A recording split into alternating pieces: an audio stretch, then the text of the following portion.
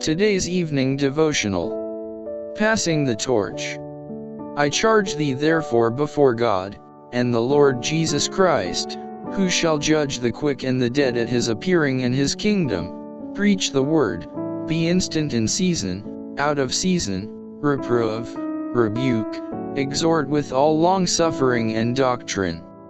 2 Timothy chapter 4 verses 1 and 2. In this his last letter to Timothy, Paul held up before the younger worker a high ideal, pointing out the duties devolving on him as a minister of Christ.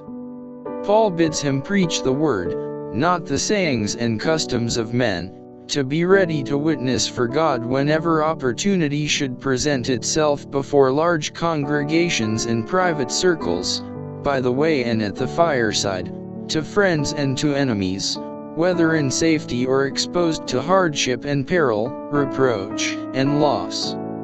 Fearing that Timothy's mild, yielding disposition might lead him to shun an essential part of his work, Paul exhorted him to be faithful in reproving sin and even to rebuke with sharpness those who were guilty of gross evils.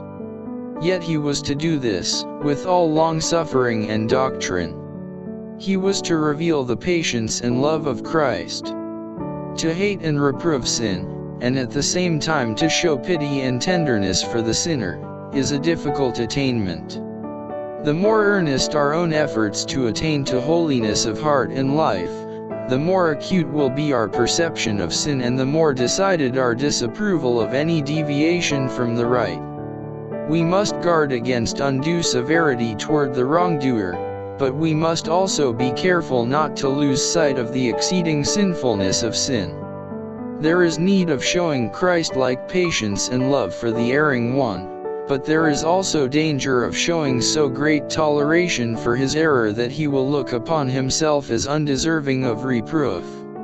With the growing contempt for God's law there is an increasing distaste for religion, an increase of pride, love of pleasure, disobedience to parents, and self-indulgence, and thoughtful minds everywhere are anxiously inquiring, what can be done to correct these alarming evils? The answer is found in Paul's exhortation to Timothy, preach the word. In the Bible are found the only safe principles of action. It is a transcript of the will of God, an expression of divine wisdom.